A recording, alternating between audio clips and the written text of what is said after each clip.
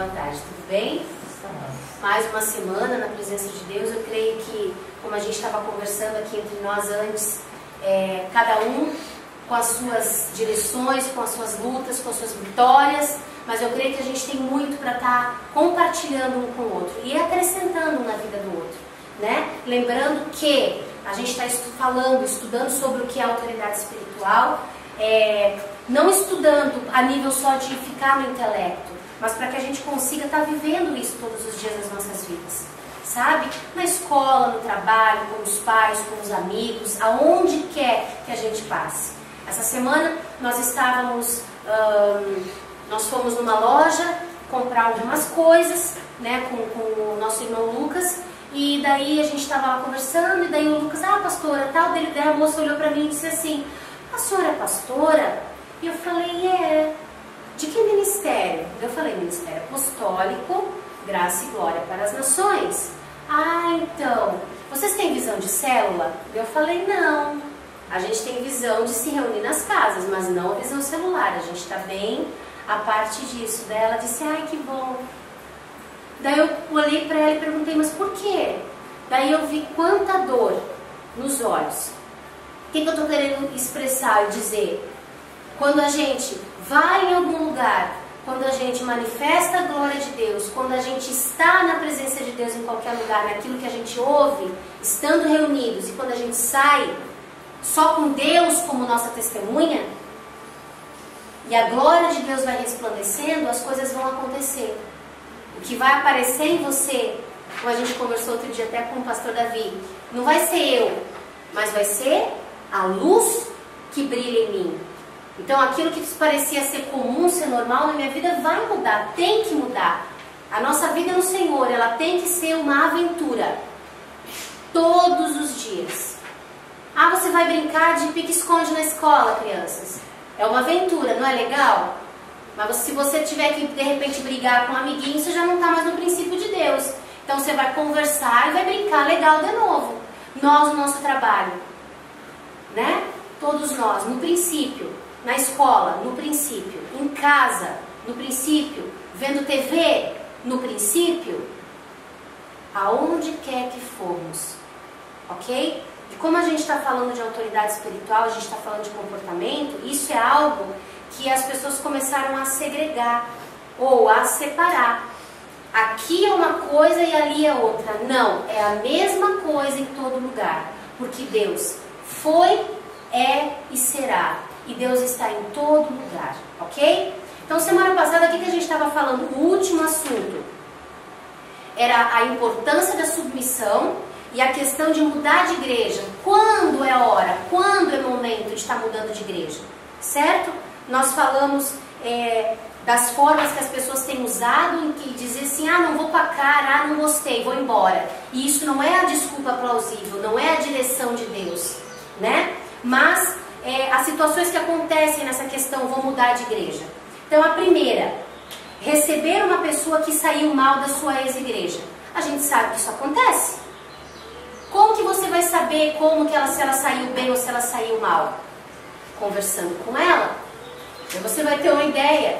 Por mais que ela tente disfarçar que ela saiu mal, você vai perceber que tem alguma coisa errada. Como que a gente deve proceder? Então vamos lá. Muitos líderes se esquecem da ética quando alguém se candidata como um novo membro da igreja.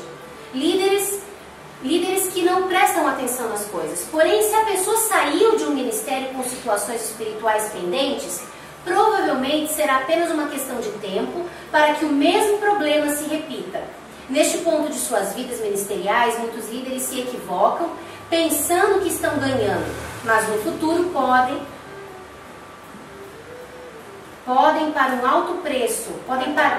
alto preço pela imprudência cometida. Isso. Além de criar um constrangimento com o pastor da igreja anterior da pessoa, ou agindo com uma misericórdia não divina. O que estes líderes supostamente ignoram é que essas pessoas são como bombas relógio que podem explodir a qualquer momento, causando muitos danos. Bomba relógio. Por que bomba relógio? Porque já saiu numa condição muitas vezes ruim. Então não é o lugar que causou a situação. É nós, gente.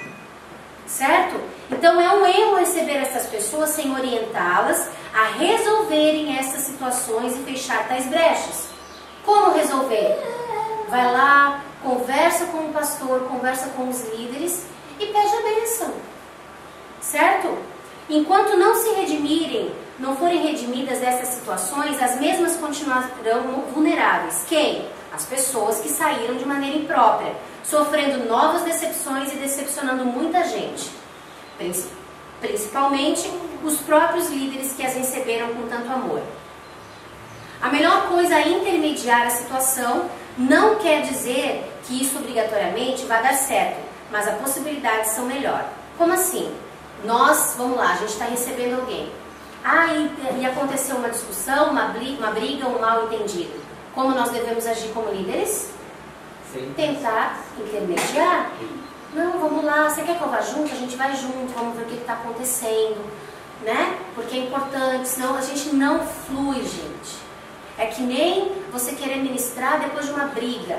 Mas eu tenho um compromisso. Então tá. Então por amor ao compromisso, vai te consertar com Deus, vai orar, vai ajoelhar, vai pedir perdão para Deus, vai tentar se reconciliar com a pessoa que ouve a situação e daí sim vai ministrar.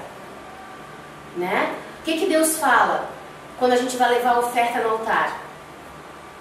Se você souber que alguém tem algo contra você, não é nem você ter algo contra alguém. Se você acha que você está em pendência com alguém tem algo contra você, deixa a tua oferta no altar, vai, te conserta com a pessoa e daí volta e oferece a tua oferta. Mas essa oferta a gente pode usar não só para espécime.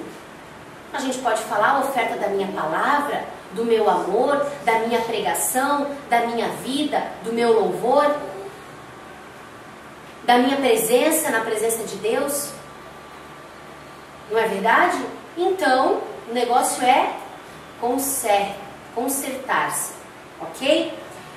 Então, a questão de intermediar não envolve lidar com as feridas profundas das pessoas. Lidar com situações assim é como desarmar uma bomba. Envolve um grande risco. A bomba pode ser desarmada, como também pode explodir. É necessário muita prudência para que ninguém corte um fio errado. Né? Então o esquadrão antibombas é o Espírito Santo de Deus. E a pessoa que está intermediando. Por isso que ela deve ser o quê? Neutra, imparcial. Fio neutro. Se cortar algum fio nela não vai dar problema, porque ela é neutro.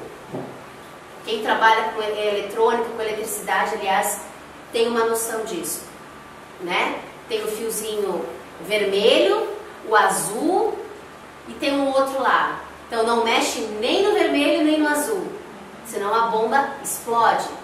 Nós, seres humanos, pessoas, nós somos assim. Então, se há alguma coisa errada, a gente como liderança deve o quê? Ser neutro, ser imparcial. Ai, mas coitadinho. Ou ai, mas coitadinha. Não. Né? Não, Senhor, e aí? O que está acontecendo? Sem ser parcial. Então, outra situação que pode acontecer. Se precipitar em sair fora do tempo da igreja. Problemas não justificam a saída de uma pessoa de um ministério. Provavelmente, quanto mais pessoas frequentam uma igreja ou uma comunidade, mais problemas irá contrair. Permanecer em um grupo cristão, seja ele uma igreja, comunidade, grupo familiar ou ainda uma igreja nos lares, envolve muitas provas que são fundamentais para o nosso crescimento pessoal e ministerial. Sem este discernimento, muitas pessoas podem ser abortadas e retardadas em nossas vidas. Nós podemos causar o quê? Abortos e retardos, dependendo de como nos comportarmos. Normalmente, todas as pessoas que não discernem as provas de Deus e por causa de desentendimentos ou discordâncias, saem animosamente debaixo da proteção da liderança e tornam-se confusas e problemáticas. Vai levando problema, vai levando problema, vai levando problema. Quando você vê, é uma bola de neve, nem você mais acha onde começou o problema. Não é verdade? Quantas pessoas nós já conhecemos assim?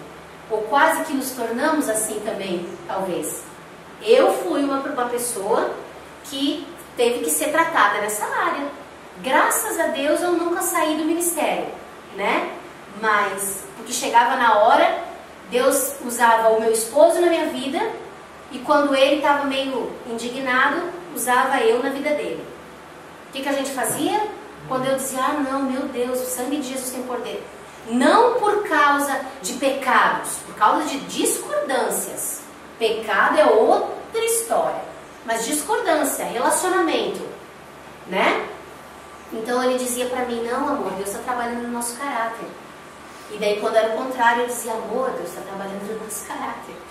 E daí, não, mas isso aqui, não, deixa, Deus vai falar com a gente, calma, é só uma questão de tempo.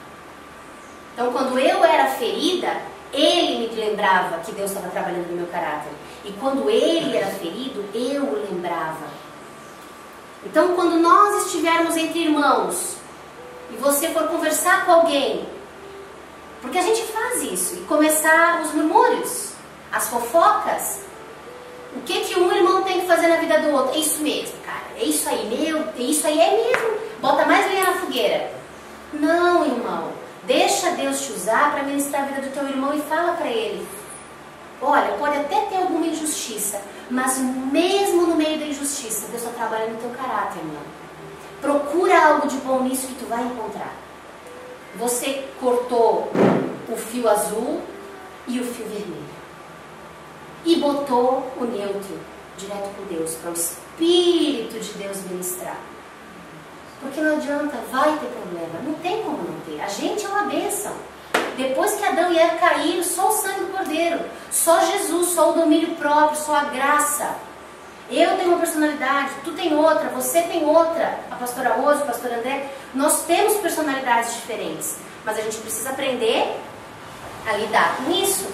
Então vai ter choquinho, vai ter desentendimento? Vai. Meu Deus, mas não pode? Ah, não devia, mas vai ter. Agora cabe a nós o quê? Cortar aquilo que vai dar discussão, fofoca, murmuração, desentendimento, e acrescentar naquilo que Deus está fazendo. Não é fechar a boca para tudo, não. Tem alguma coisa que ficou aqui, vamos conversar. Nada melhor do que oração e diálogo para resolver, né? Então vamos lá.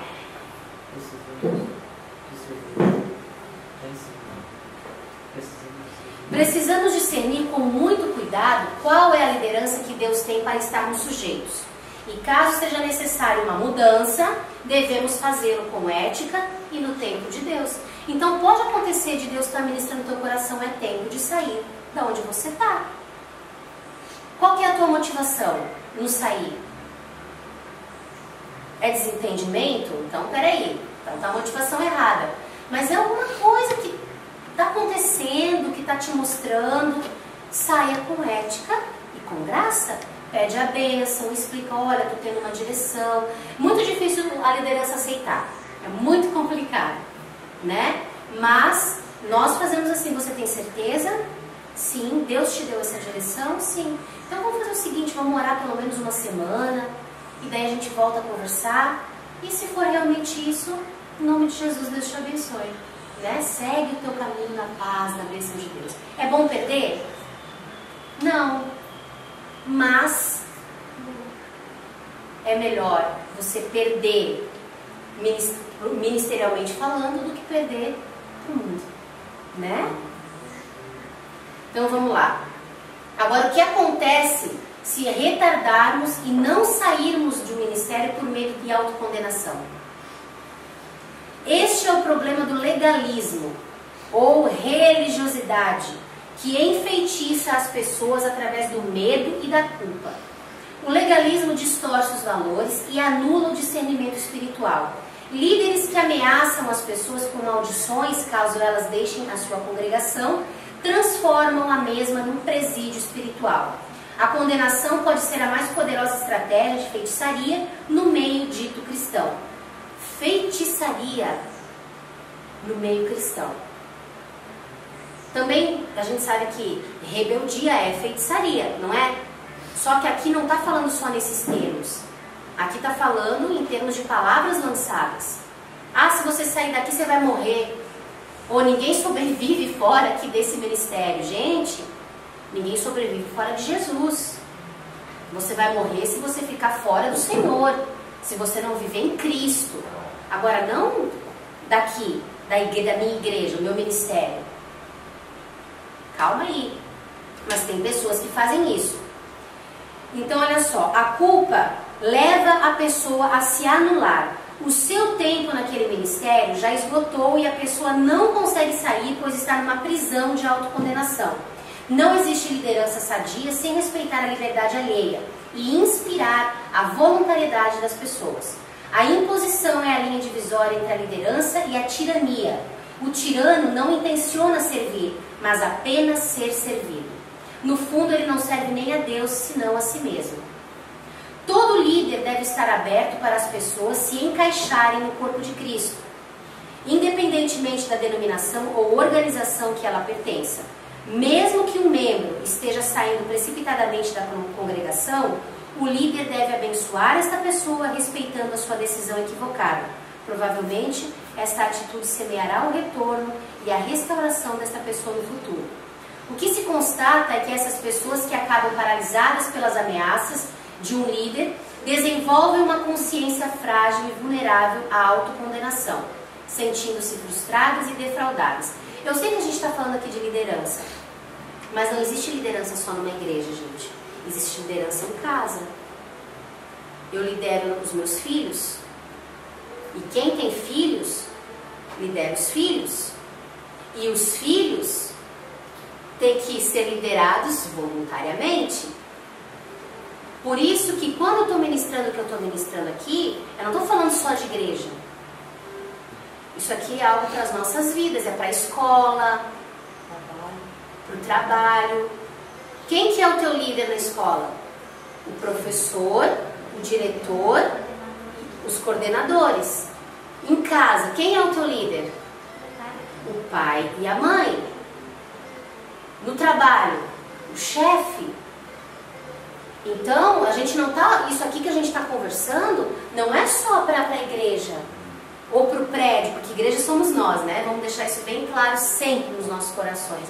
Não é só para aqui dentro, é para cada lugar que a gente viver. Por isso que prestar atenção no que está acontecendo é algo importante para o nosso dia a dia, na convivência com os pais, com os irmãos, né? Se eu for querer aprender algo disso, vocês vão ter certeza que vocês vão tirar ótimos proveitos em tudo, em cada setor da área de vocês, ok? Então, sentindo-se frustradas e defraudadas, mas ao mesmo tempo impedidas de agir em liberdade, vão desenvolvendo os mais profundos traumas, que depois de um desgaste crônico, manifestam-se através de profundas inseguranças, confusão, legalismo, colapsos mentais, depressão e até loucura. Certo? Então, não sair de um lugar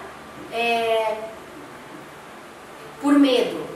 Até mesmo um homem, uma mulher que já está numa idade adulta, de repente Deus está impulsionando para tomar posturas e decisões e a pessoa não toma por medo, por insegurança,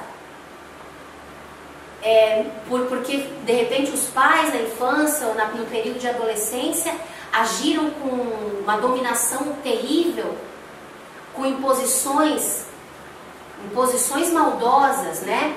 Com intenções erradas. Então podem também causar isso. A pessoa não consegue sair de casa. Nós temos uma enxurrada de homens de mais de 30 anos, 40 anos que não se casaram, vivem por aí assim, tipo, né? Badalando, mas na casa da mamãe, na casa do papai. Não, daí vai casar. Daí o que acontece? O filho, a filha, quer ter, digamos, vai casar, conhece o parceiro, o noivo, a noiva. E daí o noivo, o futuro marido, só faz aquilo que a mãe diz. Ou a noiva, debaixo da dominância do pai, da mãe. Quem que suporta isso? Quem que dá conta? O que diz a Bíblia? O homem unir-se-á a sua esposa, os dois serão uma só carne, certo? sair de baixo. Exatamente, deixar pai e mãe, deixar e nunca mais ver. Não, não é isso, né? Abraão fez isso, voltou um tempão depois, mas não é isso. É ter uma vida independente ou interdependente. Por quê? Porque vai fazer bem, é uma família nova que está se formando. Por quê? Vai fazer bem para os pais, embora a mãe não queira abrir mão muitas vezes. Para o pai, que vai voltar a ter a esposa só para ele. Entendeu? E para quem mais vai fazer bem? Para o casal. Porque eles vão ter que aprender a se conhecer, a ter o seu espaço. Ou para um homem e uma mulher que já estão numa idade adulta. Gente, ter a sua vida, o seu espaço, a sua interdependência, a sua dependência para alcançar a interdependência que nós vimos na semana passada e retrasada. Nós temos que viver essas fases da vida. Se a gente não viver, a gente fica castrado, cortado, fica faltando algo. E quantos de nós temos perdido isso? E talvez não conseguimos chegar nessa fase, por quê? Por causa de medos e inseguranças, porque foi retardado o período de tomada de decisão. E agora está preso. Então tá, a gente viu a questão de mudança de igreja, mas eu trouxe isso para um âmbito social também. Certo? Casa, trabalho, escola. Para quê? Para que a gente entenda melhor, porque a nossa intenção não é ensinar o povo a viver dentro de uma igreja ou dentro de um prédio, mas é justamente saber se comportar em todos os sentidos, porque todos os princípios que nós usamos em Jesus dentro do ministério, nós devemos usar em outras áreas das nossas vidas. A gente faz parte da sociedade. Exatamente. A gente não pode se isolar. Jesus não manda a gente ser o quê? O candeeiro que está exposto. Vamos botar o candeeiro embaixo da cama? Ninguém vai ver. E quando eu me fecho em 4 paredes, o que acontece com o candeeiro? Ele vai para baixo da cama. Então a gente precisa o quê? Pendurar o candeeiro no lugar onde todos vão ver. E aonde é que todos me veem? Só dentro da igreja? Não, é em todo lugar em que eu estiver. Certo? Então vamos lá. Outra situação é sobre a importância da submissão. A gente viu o primeiro ponto, aliviar a sobrecarga dos líderes. O segundo ponto, para proteção nossa, certo? Que entrou daí o mudando de igreja, as situações, que é para proteção. E o terceiro ponto, unidade e crescimento. O espírito de submissão incentiva um compromisso com a reconciliação e a unidade. Submissão gera a funcionalidade do corpo. A submissão tem vários aspectos concernentes à vontade divina. Não é apenas você estar submisso à liderança certa, operar no dom que recebeu, no local designado por Deus através dos valores do reino de Deus e com a motivação congruente ao Espírito de Jesus. Congruente é de acordo, tá, gente? Como? Igual. Exatamente, de acordo, igual. Você está caminhando na mesma direção, no mesmo pensamento. A gente usa muito esse termo em matemática, né? Glória a Deus. O líder, então, é aquele que não só discerne o ministério das pessoas, como também destranca os seus dons e abre portas, introduzindo e encaixando a pessoa em níveis cada vez mais elevados de eficiência vocacional. Então, eu vou estar caminhando com a Camila e eu vou ministrar a Camila nas áreas para impulsionar aquilo que Deus tem nela, para destrancar os dons e talentos. Na vida da Patrícia, a mesma coisa. Na vida do João Pedro, da Dona Liberaci, do Marcos, do Júnior, na tua, Lucas. Na vida de cada um, a gente tem que estar observando, tem que conhecer vocês e impulsionar, certo? Toda pessoa que tem um compromisso sério com o espírito da submissão se encaixa no corpo de Cristo, fluindo graciosamente. Na submissão reside um dos maiores segredos da fertilidade ministerial, para que a gente cresça, né? Com qualidade, não com quantidade. O nosso foco não pode ser esse, metas de crescimento, não. Metas, então, de crescimento, aqui e aqui. Pessoas que se sentem desencaixadas e improdutivas frequentemente estão falhando em corresponder com um ou vários aspectos referentes a uma vida realmente submissa. O padrão da submissão é amplo e devemos atentar para todos os seus aspectos. Então, eu quero chamar a atenção a uma coisa. Eu sei que eu também já vivi isso. Você lembra de uma época na sua vida, atual, passada, não sei, que você se sentia desencaixado do corpo de Cristo? Não sei, eu não me encaixo, as pessoas, não sei, as pessoas, eu, alguém. Então eu vou te dizer, é você, sou eu. Se você não está se sentindo encaixado no corpo de Cristo, é porque você não está, o quê? Correspondendo a essa área de submissão. Às vezes você é submisso aqui, mas você não é submisso aqui. Você vai para casa e murmura, murmura. Ou se junta com alguém e murmura, murmura, murmura.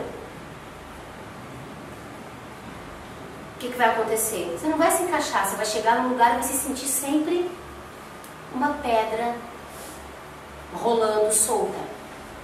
Então, para ver o encaixe, vamos ler ali de novo? O padrão da submissão é amplo e devemos atentar para todos os seus aspectos.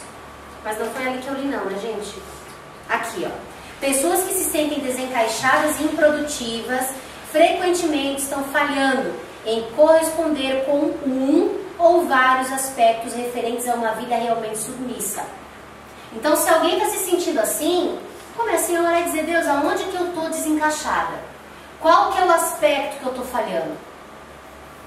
E daí, quando você descobrir o aspecto, o que você vai fazer? Vai agir diferente. Isso de não se encaixar, pode ser assim, como se eu não se sentisse desencaixado da sociedade também? Ah, mas daí é bom. Quando a gente se sente desencaixado da sociedade. Mas é isso aí. Às vezes as pessoas podem se sentir desencaixadas, não só da sociedade, mas dentro do corpo de Cristo. Isso é complicado. Entendeu? Porque a gente tem que se encaixar. Deus tem um encaixe para cada um de nós. Agora a gente tem que fazer a nossa parte. Que vai rolar umas faísquinhas. Lembra pedras vivas? Como você vai construir um corpo com pedra morta, tijolo? Não. Egito faz tijolo. Corpo de Cristo é pedra viva. Tem umas pedras dentro de um calendário lá pra mim. Tu pega pra mim elas, pastor Davi, por favor. O que vai acontecer para elas se encaixarem? Vai bater uma na outra. E não pode ficar brecha, tem que encaixar. Entendeu? Então, como pode ser sim, filha. Né? Desencaixe é o mesmo sentimento de desencaixe da sociedade, só que da sociedade é um sentimento bom. Entendeu? No corpo de Cristo já é algo que fica um pouco complicado. É algo que está falhando no nosso caráter. Que a gente tem que buscar o certo. Vez por outra a gente vai estar procurando, gente. Não tem jeito não. Enquanto a gente espera ali, vamos continuar aqui então. Né? Efésios 6, do 5 ao 8.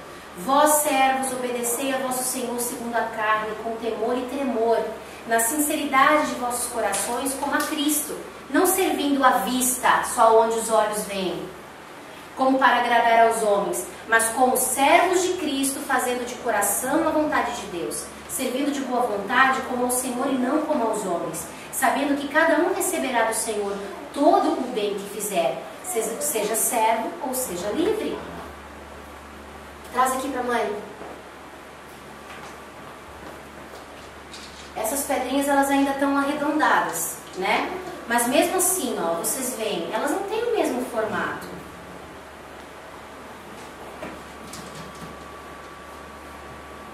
Elas não têm o mesmo formato. Para elas encaixarem, tá vendo aqui, ó? Ficou um buraco, não ficou? Cada uma dessas pedras vai ter que ser lapidada até que elas se encaixem perfeitamente. Daí vai vir uma outra pedra para encaixar aqui. Só que essa aqui já foi tão lapidada, vai ter que continuar? Vai, porque essa aqui não encaixa, ficou um buraco. Então essa vai ter que ser lapidada. E essas aqui também em outra área. Do lado de cá já foi. Aqui já foi. Mas aqui desse lado ainda não foi. Então vai ter que lapidar esse lado. Sempre aprendendo. Pedras vivas. Entendeu? E por isso que a palavra de Deus não volta vazia. Porque sempre tem algo para mim ser lapidado. Quando eu perder essa essência de ser lapidado, eu tenho que começar a me preocupar. Eu gosto de falar isso bastante, porque é uma realidade viva. Vamos continuar então. Vamos lá. Pervertendo o mandamento. Existem casos de pessoas que tomaram o mandamento de submissão incondicional e o aplicaram como se fosse para a obediência incondicional também. Exemplos. Ouvimos casos de maridos não cristãos que obrigam suas esposas a verem vídeos pornôs. E as esposas obedeceram porque elas pensaram que não tinha base bíblica. Outro caso, maridos que obrigaram suas esposas a serem desonestas com eles e elas o fizeram. Ou até mesmo proibiram suas esposas de irem a qualquer reunião da igreja e estas esposas simplesmente pararam de ir.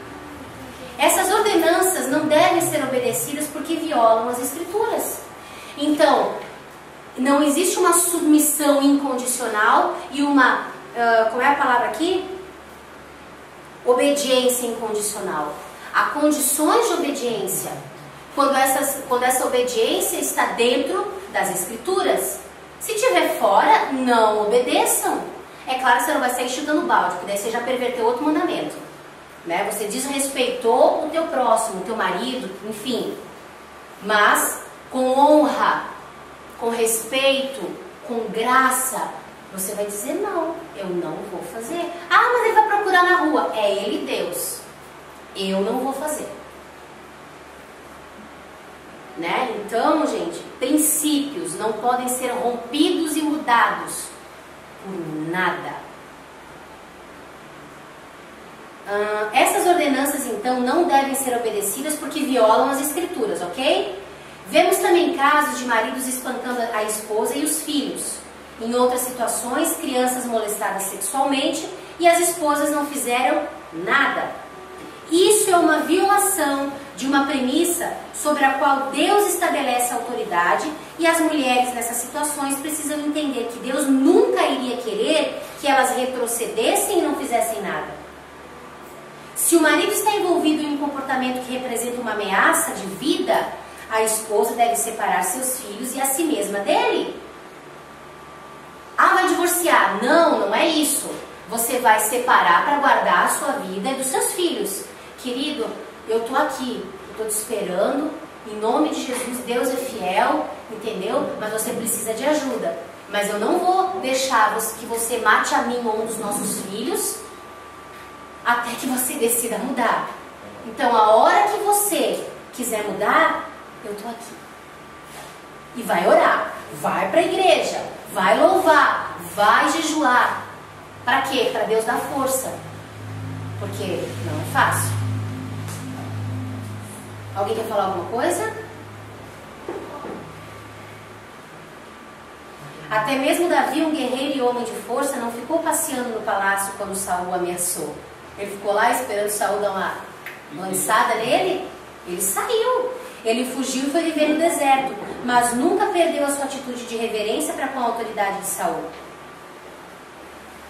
Então a esposa não vai sair depois de fechar o tempo. Daí fechou o tempo, ela tá com a cara desse tamanho, né? Apanhou até umas horas. Ela esperou o negócio ficar terrível para sair. Não, ela vai sair antes. Já está acontecendo há algum tempo. Então, querido, tal, com honra. É difícil fazer isso? Bah! Mas pelo Espírito de Deus é possível. Você não vai estar saindo brigada. Você vai estar saindo debaixo do quê? Numa direção de Deus, não para ir embora para sempre, mas para que haja conserto. Esse homem precisa entender que ele não é o Hulk, o super-homem ou qualquer coisa parecida. Ou Deus. Ou essa mulher, né? Porque hoje em dia tem mulher que faz isso, não são os homens. Ok? Deus abençoa aqueles, então, que obedecem ordens que implicam em pecado.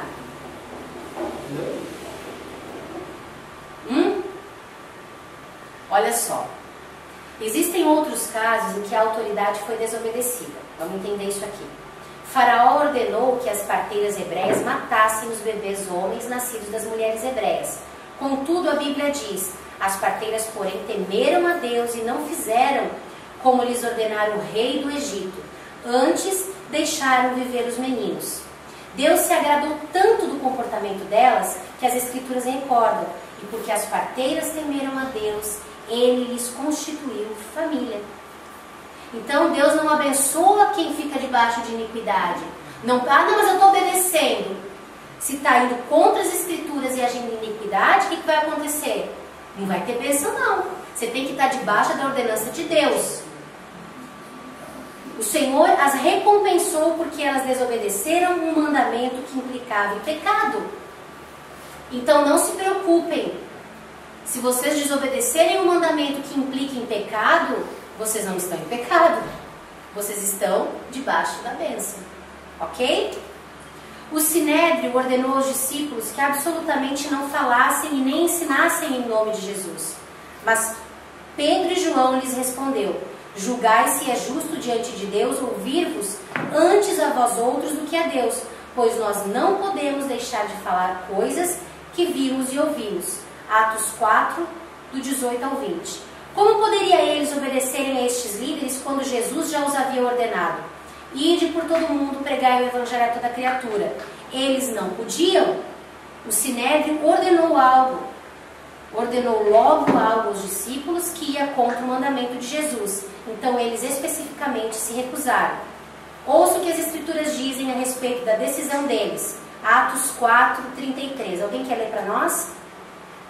Por favor.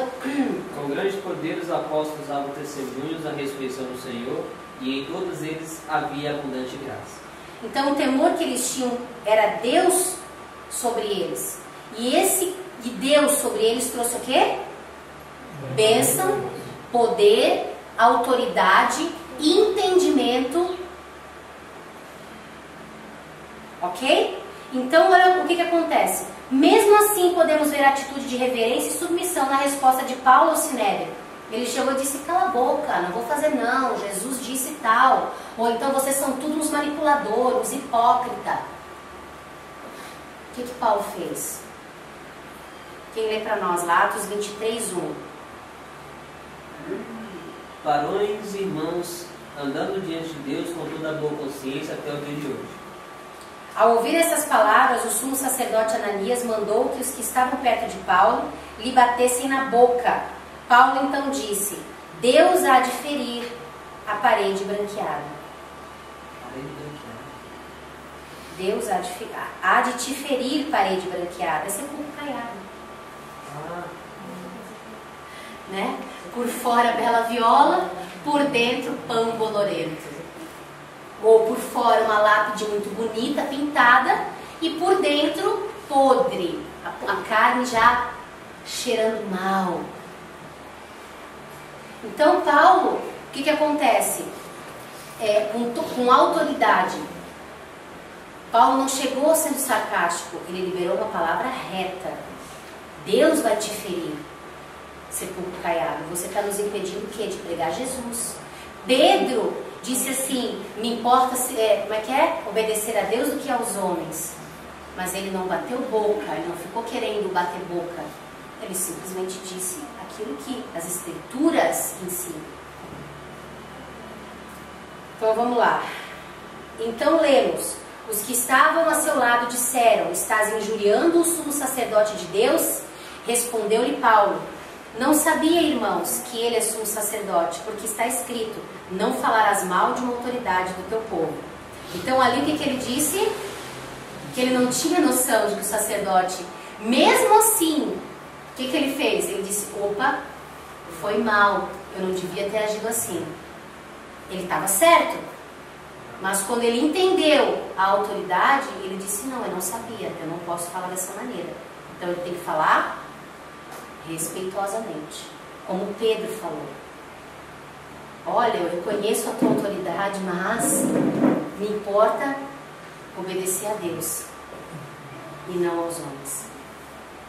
Ao ouvir que Ananias era um homem de autoridade, Paulo se arrependeu de suas atitudes e palavras.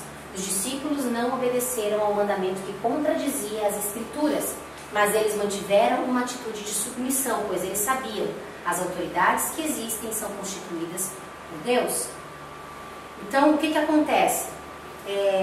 Pastores, líderes, profetas, apóstolos, evangelistas, enfim, autoridades constituídas por Deus, ministerialmente, em casa, enfim. O que a gente vai fazer? Qual é o padrão para entender a obediência e a submissão? As Escrituras, a palavra de Deus, esse é o padrão. Não existe outro padrão. Ah, mas eu não concordo. Então, sai fora. Larga de mão a Bíblia, porque o que mostra o que fazer, como fazer, se o pastor determina que você deve fazer alguma coisa, ou te pede alguma coisa, que não infringe a palavra de Deus, o que você tem que fazer? Obedecer. Ah, mas eu não concordo. Vai orar e pedir para Deus mudar teu coração, ou o coração do teu líder. Uma coisa ou outra vai acontecer. Então, olha só. A decisão de Daniel em obedecer à ordem superior.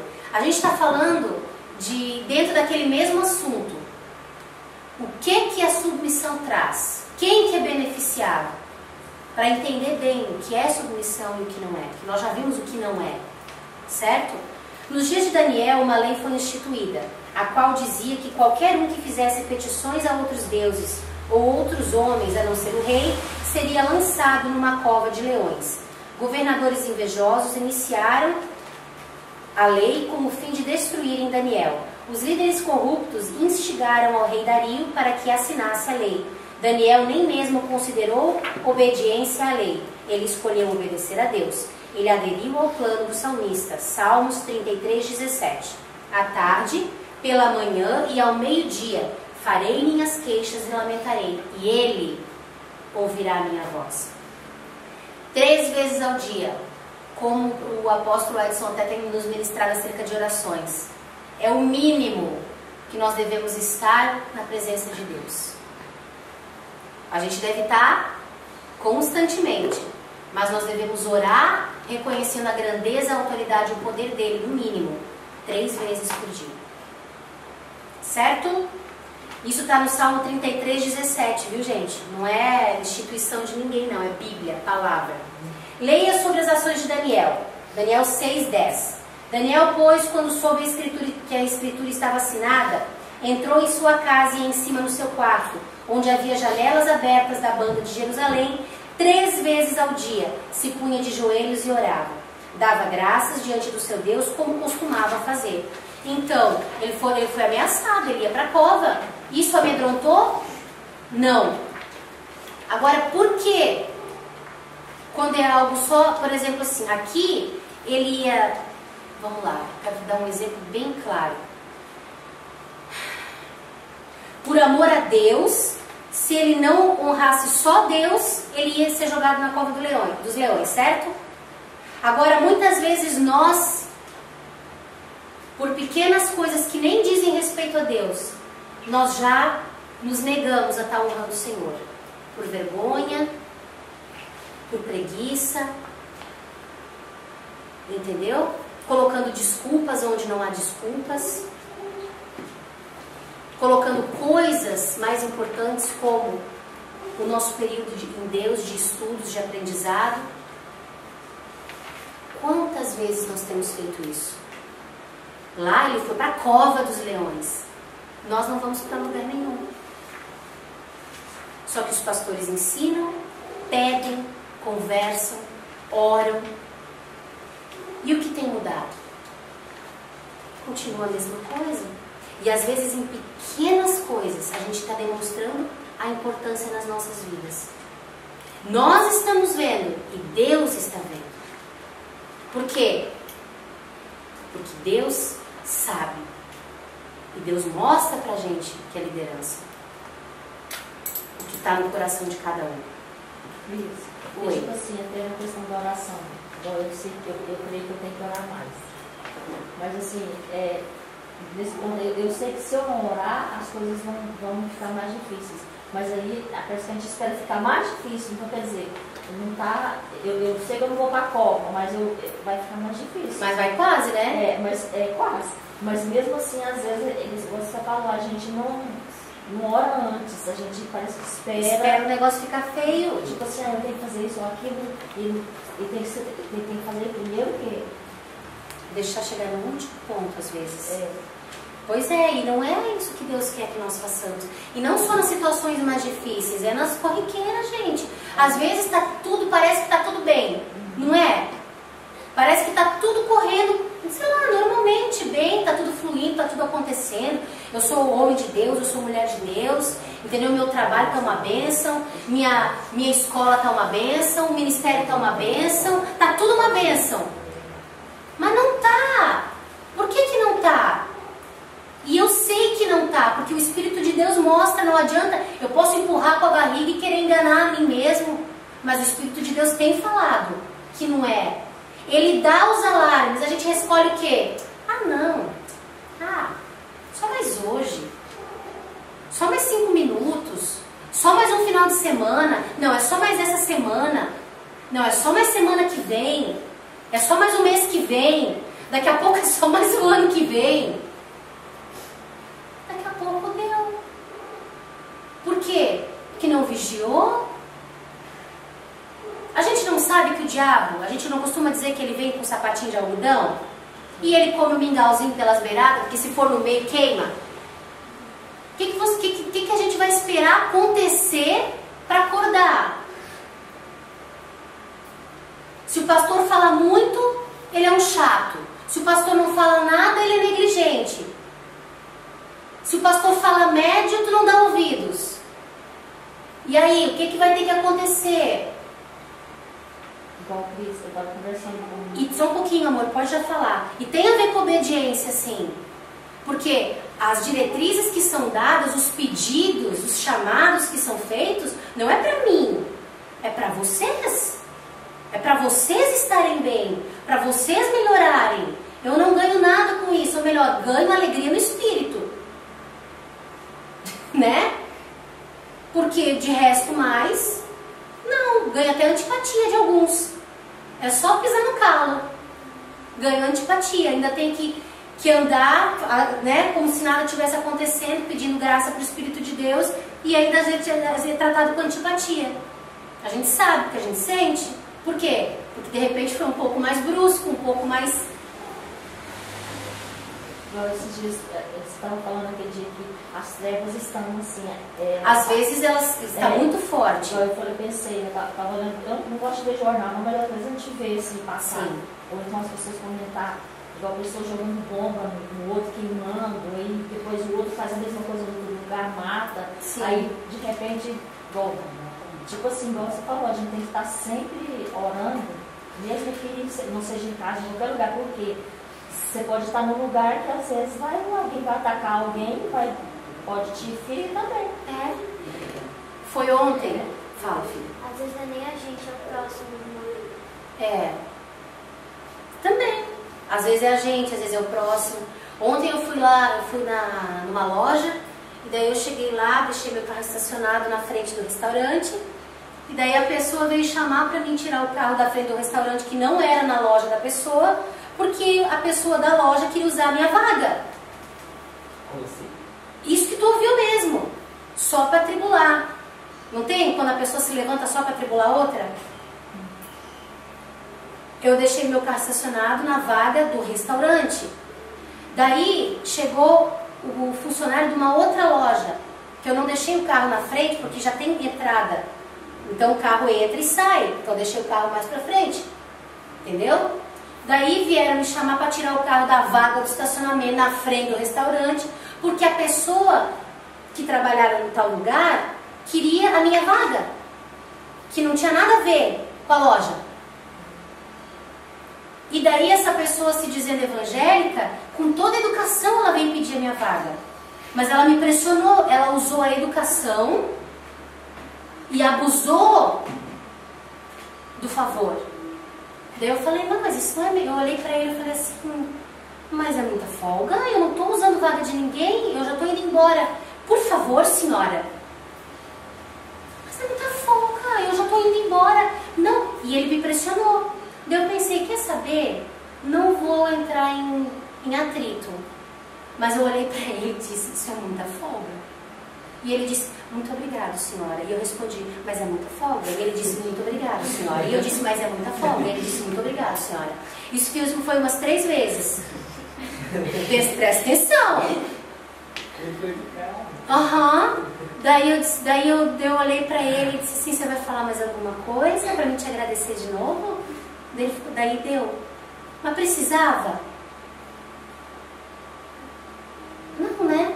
Só que eu não devia, eu vou ser sincera, eu não devia ter tirado o carro, eu devia ter sorrido e saído andando. Não, e saído andando. Mas não, eu não fiz, eu tirei. Eu errei. Sério, pastora, a senhora errou? A senhora evitou uma discussão? Eu falei, não, porque não ia ter discussão. Porque eu sou cliente também daquela loja. Entendeu? Eu compro ali de vez em quando. Então era só entrar e falar com o dono. Mas eu não quis, né? Agora, o que a gente deve fazer? Ali, ele era o segurança. Ele é a autoridade, vamos colocar. Naquela área, cuidando da segurança. O que ele fez com a autoridade dele ontem? Ele abusou da autoridade e do tamanho dele, porque o cara é grande. Abusou. E ele se diz cristão, evangélico. Ele foi muito educado, viu, gente? Ele não foi mal educado, mas ele foi abusado e sarcástico. Ganhou na força. Abusou da autoridade. E quem era a autoridade maior do que ele ali? E eu? Porque eu sou embaixadora do reino. Eu tenho imunidade parlamentar. Eu não sou dessa terra. Eu sou pastora. Só que eu não abusei da minha autoridade. Eu só disse para ele que ele estava fazendo a coisa errada. E ele continuou querendo fazer a coisa errada. Então eu saí. Então, a gente tem que ter muito equilíbrio. Graças a Deus que eu não parei para pensar na hora. Porque se eu tivesse, eu tinha entrado na carne. Foi o Espírito de Deus purinho, diante de Deus. Confesso para vocês. Porque naturalmente falando, eu não ia ficar quieta não. Mas o Espírito de Deus, graças ao Senhor, dominou. E o fruto do Espírito, chamado domínio próprio, foi quem venceu. Então, a gente vê que a obediência, quando Deus nos dá uma diretriz, mesmo no meio de uma injustiça, porque foi um abuso, literalmente um abuso de autoridade. Mas sabe quando tu percebe as trevas se movendo? Você percebe o sorriso por trás, não o sorriso de uma alegria, mas o sorriso do sarcasmo de Satanás? Tudo isso Deus me mostrou antes. Então, o meu espírito, não a minha carne, foi preparada para agir de acordo com o espírito. Ainda bem. Então, a obediência, ela nos dá esse poder de vencer a carne e sujeitar ela na hora do apuro, porque ali foi um apuro. Então, olha só, a desobediência de Daniel, quando ele desobedeceu a ordens com relação ao rei, ele sabia que ele tinha imunidade, ele sabia que ele era um representante do reino, ele não abusou da autoridade dele, mas ele sabia que Deus tinha dito para ele não se dobrar a nenhum outro Deus, somente a ele. Então ele sabia, eu posso continuar adorando meu Deus, e Deus, se ele quiser, vai me livrar. Então a desobediência de Daniel foi reportada ao rei, que foi obrigado a lançá-lo na cova dos leões. Mesmo assim, a atitude submissa de Daniel nunca insinuou sequer uma faceta de injustiça. Deus o livrou, fechou a boca dos leões famintos e ele dormiu, sem sofrer nenhum dano. Quando o rei viu o que havia acontecido àqueles que planejavam contra Daniel, foram eles lançados aos leões famintos que os devoraram. Nem sempre finais felizes. Aqui a gente falou de pessoas que se sujeitaram e saíram ilesas.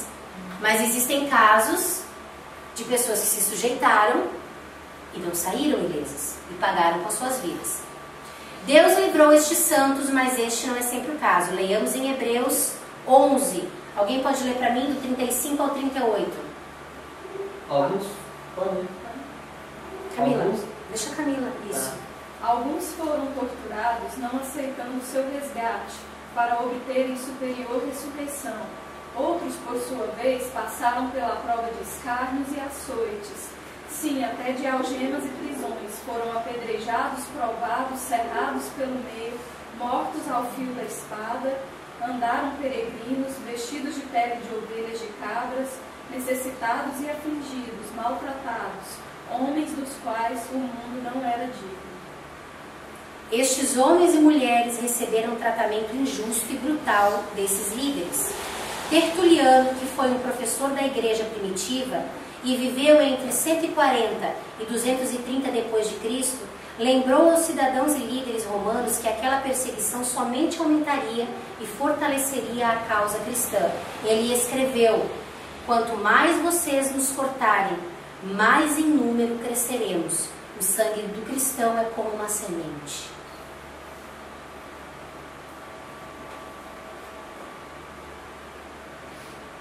Lembrando que um romano, um ímpio, escreveu acerca dos cristãos daquela época. Não tem se escrevido sobre os cristãos dessa época ainda, mas daquela época. Eles vivem em seus países como simples viajantes. Eles são de carne, mas não vivem segundo a carne.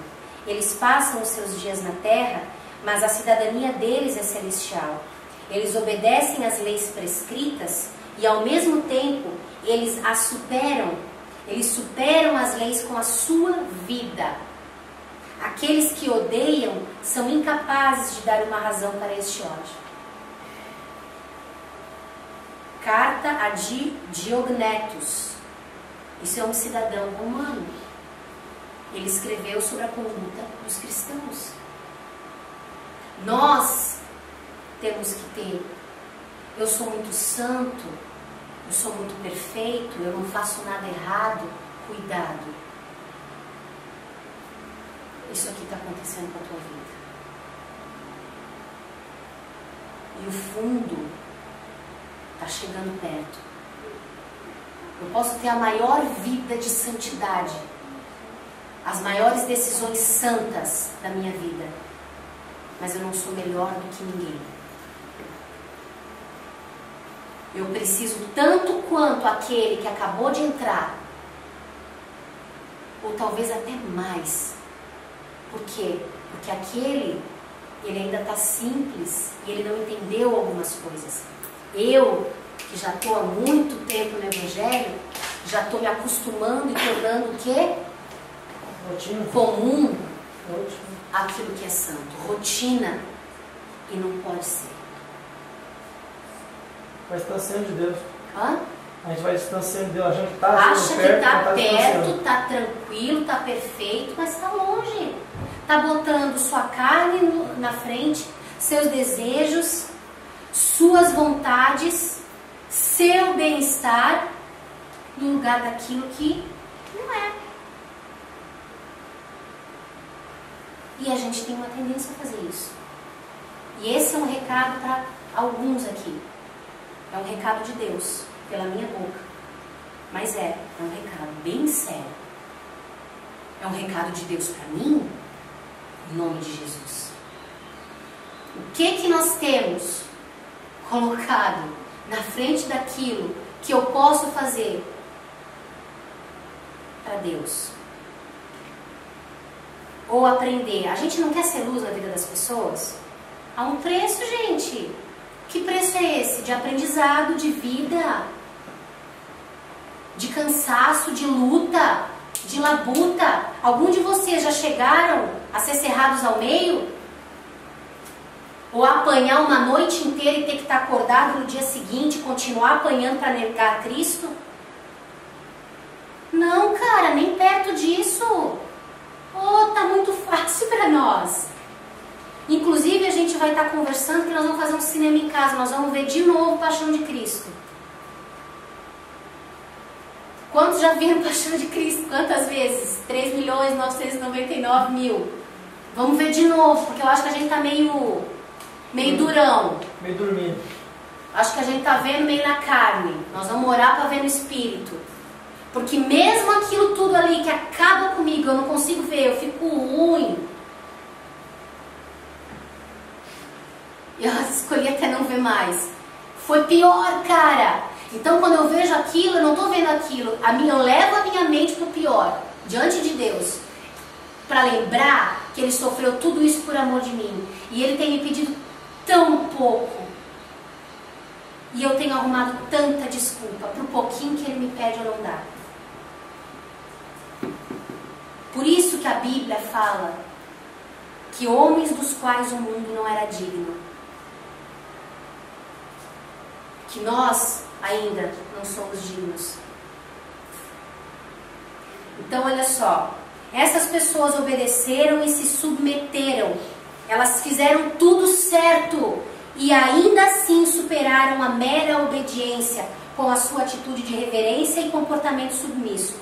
Novamente, como vimos na exortação de Pedro, o resultado do comportamento destes cristãos para com as autoridades injustas fez com que eles fossem frustrados e alguns fossem ganhos para o Senhor. Foram mortos, foram dilacerados, foram comidos, mas eles foram submissos até o fim. Se Deus tivesse dito para eles, sai daí, eles teriam saído, mas Deus não o fez. E o sangue deles fez com que nós estivéssemos aqui hoje. E o sangue de Jesus, por isso que foi a morte de um inocente. E o sangue de Jesus que cobre a gente, quando nós nos submetemos, quando nós compreendemos, isso é semente na terra. Não é só o que eu me interesso ou o que é importante para mim, ou o que desperta algo em mim. É o que Deus está apresentando. E às vezes no momento não é nem um pouco interessante, é monótono, é chato, é sei lá, a gente pode dar um monte de adjetivo, mas é o que Deus está fazendo. Certo?